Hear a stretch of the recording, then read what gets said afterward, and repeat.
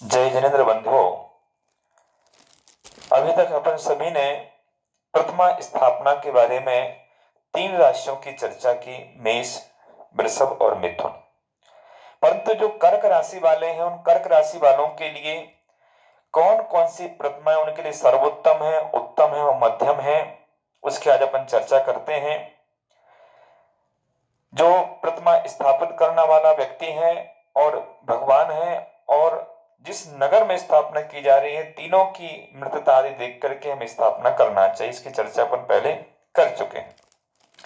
तो समय अधिक नहीं लेते हुए, जैसे पहले कहा था कि एक राशि के में 2.25 नक्षत्र होते हैं, एक नक्षत्र के 4 चरण होते हैं और एक चरण में 4 अक्षर होते हैं, ऐसे 9 अक्षर पढ़ते हैं एक राशि के। तो जो कर्क राशि वाले हैं उनके अक्षर ही, हु, हे, हो, डा, डी, डू, डे, डो।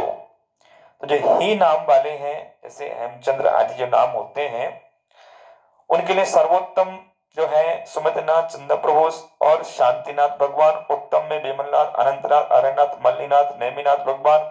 मध्यम में कुंतुनाथ और अजितनाथ भगवान को स्थापना कर सकते हैं।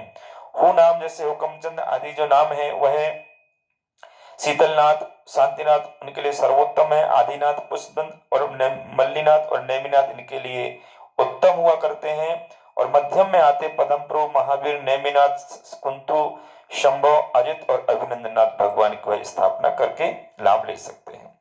हे जिनका नाम है हेमचंद्र आदि, ऐसे जिनके नाम पढ़ते हैं, हेमश्री वगैरह। सुपार्शनाथ इनके लिए उत्तम है।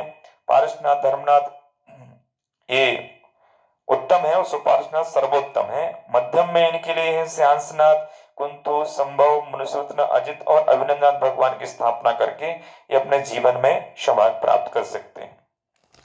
हो नाम से जिनका अक्षर है वह सुपार्शनाथ उनके लिए सर्वोत्तम है। चंद्रप्रो, धर्माद इनके लिए उत्तम है।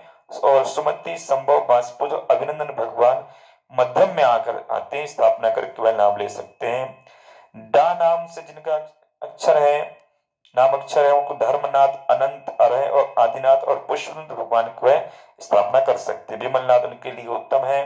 परंतु सुमति, शीतल और पदम प्रभु, महावीर और नेमिनाथ भगवान उनके लिए मध्यम है, इसका लाभ ले सकते हैं। डी नाम वाले मल्लीनाथ और नेमिनाथ इनके लिए सर्वोत्तम है, परंतु मृषुतनाथ भगवान इनके लिए उत्तम आते हैं। मध्यम में उनके लिए सुमत, पदम प्रभु, महावीर, पारसनाथ, नेमिनाथ, श्रेयांश, शांति और सुपारसनाथ ये उनके लिए मध्यम में आते हैं। इनकी स्थापना करके अपने जीवन में वह सौभाग्य प्राप्त कर सकते हैं। डू नाम वाले हैं और डे नाम वाले हैं, इन दोनों के लिए ही जो उत्तम में वही है जो डी नाम वाले में थे, सर्वोत्तम में मल्लीनाथ और नमीनाथ। परंतु जो डू नाम वाले में उत्तम में है अजित, कुंतु, महावीर, पदम प्रभु, सुपार्श और नेमिनाथ। मध्यम में इनके लिए वाशपुज, सुपार्श और चंद्रप्रभु रहेंगे। डे नाम वाले के लिए मत उत्तम में अनंतनाथ, अरह, पुष्पदंत, आदिनाथ, पारसनाथ, विमलनाथ और अभिनंदनाथ भगवान। मध्यम में शीतल, सपार्श और संभवनाथ भगवान की स्थापना कर सकते हैं। परंतु दो नाम वाले जो जातक हैं उनको कौन से भगवान की स्थापना करना चाहिए? तो सर्वोत्तम उनके लिए धर्मनाथ, आदिनाथ, पुष्पदंत और मल्लीनाथ भगवान है। और मध्यम में नमीनाथ और चंद्रप्रभु भगवान है। परंतु मध्यम में उत्तम में इनके लिए नवीनाथ और चंद्रप्रभु भगवान, पर मध्यम में तीसरे नंबर पर जो आते हैं मुर्शुतनाथ, शांतिनाथ और शीतलनाथ और श्रेयांसनाथ भगवान की स्थापना करके वह अपने जीवन में आनंद प्राप्त कर सकते हैं, पुण्य प्राप्त कर सकते हैं। जिन्हें जीवन में एक बार एक प्रतिमा की स्थापना जरूर करना चाहिए। क्यों?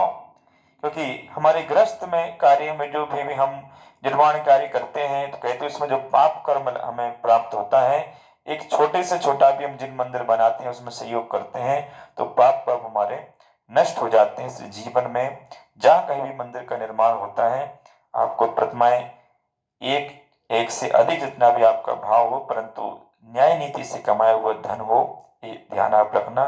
जो उत्तम से उत्तम कमाई हो, जो उसको आपको लगता है कि 100% मेरी खून पसीने की कमाई है, उस कमाई को आप उत्तम कार्य में खर्च कीजिए। विषय भोगों में कैसे भी कर दीजिए, परंतु उत्तम कार्य में आप उत्तम, जिसमें आपने बिल्कुल ईमानदारी से कार्य किया है, ईमानदारी से कार्य किया है,